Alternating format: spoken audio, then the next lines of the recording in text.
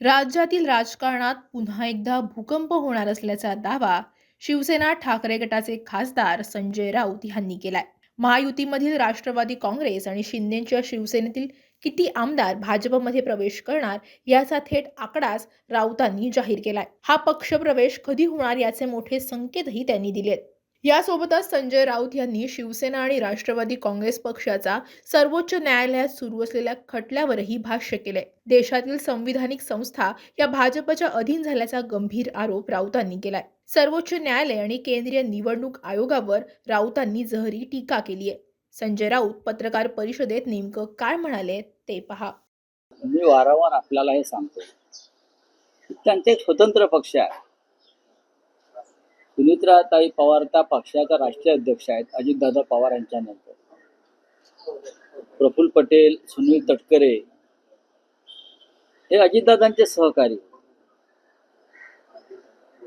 नव्या रचनेमध्ये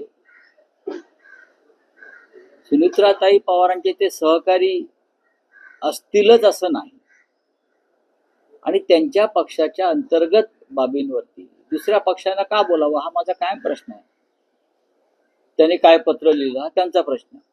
त्यांनी पत्रामध्ये कोणाला पदं दिली किंवा कोणती पदं रद्द केली हा त्यांचा प्रश्न आहे. पण मी एक तुम्हाला खात्रीनं सांगेन की भविष्यामध्ये हा पक्ष 25 ते 30 आमदारांसह भाजपामध्ये विलीन होईल.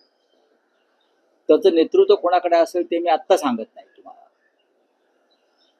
आणि त्याचबरोबर शिंदे गटाचेही तितकेच आमदार हे भाजपात विलीन होते. दोन्ही पक्षांचे तेवढे 25-30 आमदार हे भाजपात विलीन होण्याच्या मानसिकतेमध्ये आहेत. फक्त त्यांना काही काळ वेट अँड वॉच थांबण्यास सांगितलं. सुमित्राताई पवारांचा पक्ष आणि एकनाथ शिंदेचा पक्ष भविष्यामध्ये यांना विलीन व्हावंच लागेल. आता काल पुन्हा एकदा, आजचा आपण अग्रलेख वाचला असेल, काल पुन्हा एकदा सुप्रीम कोर्टानं 1 तारखेला सुनावणी घेणार होते शिवसेना पक्ष आणि चिन्हाबाबतीत. ती पुन्हा 23 एप्रिलपर्यंत ढकलली. या सुप्रीम कोर्टावरती विश्वास कोण ठेवणार? 50 वेळा सुनावण्या पुढे ढकलतात घटनात्मक पेच असलेल्या खटल्यांच्या संदर्भात. 50 वेळा सुनावण्या पुढे ढकलण्याचं काम सुप्रीम कोर्ट आणि खास करून मुख्य न्यायाधीश करतात. न्यायालयावरती विश्वास कोण ठेवणार?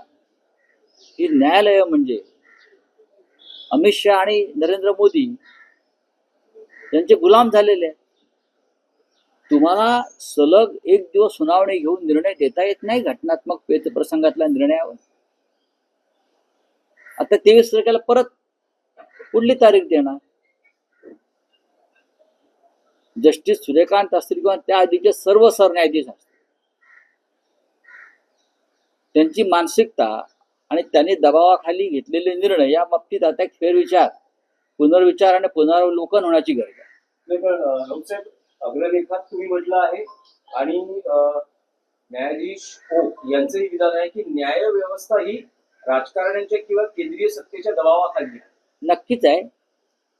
तसं नसतं तर गौतम अडाणीच्या संदर्भात इतके खटले सुप्रीम कोर्टापर्यंत पोहोचले आणि एकाही खटल्यामध्ये गौतम अडाणी हारले नाही.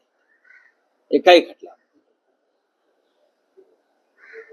शिवसेनेचाच खटला जर तुम्ही घेतलात, खरी शिवसेना किंवा खरी राष्ट्रवादी काँग्रेस गेल्या 4 वर्षापासून तारखांवर तारखा पडतात. सुनावणी पूर्ण झाली, अंतिम सुनावणीसाठी वेळ मागितला जातो, अंतिम सुनावणीसाठी. पण अशा संविधानिक पेच असलेल्या प्रसंगात सुद्धा, खटल्यात सुद्धा सर्वोच्च न्यायालय हे खटले गांभीर्याने घेत नाही. का? कोणाचा दबाव तुमच्यावर? आपण देशाचे सर्वोच्च सरन्यायाधीश आहात ना. तुमच्यावर दबाव असेल तर तुम्ही सांगा माझ्यावर दबाव आहे की शिवसेनेचा खटला, शिवसेनेचा चिन्ह आणि पक्ष याबाबतचा खटला चालवू नये असा आमच्यावर दबाव आहे, हे त्याने हिमतीनं सांगायला पाहिजे. पण राऊत साहेब, जर आपल्याला दिसतं आहे की 4 वर्ष या प्रकरणी तारखांवर तारखा सुप्रीम कोर्टात पडता आहेत. शिवसेना असं म्हणते आहे की आम्हाला न्याय मिळत नाहीये. तर यावर तुम्हाला उपाय, सोल्युशन काय वाटतं? किती दिवस हे चालणार? नाही, याच्यावरती सोल्युशन हा विषय मग न्यायालयामध्ये आम्ही जातो कशा करता. सोल्युशन निघावं. हा. या देशातला निवडणूक आयोग हा चोर आहे.